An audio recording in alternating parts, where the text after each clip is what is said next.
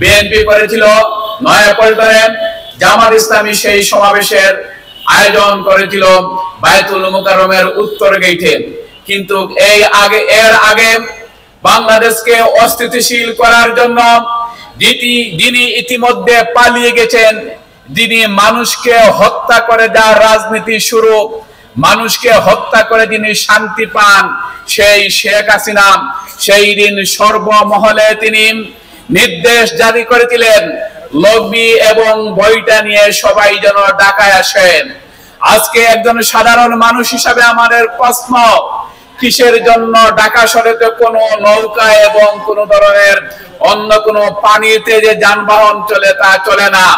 কি কারণে সেই দিন ঢাকা শহরে লগি এবং বইটা নিয়ে আসার জন্য তিনি নির্দেশ জারি করেছিলেন?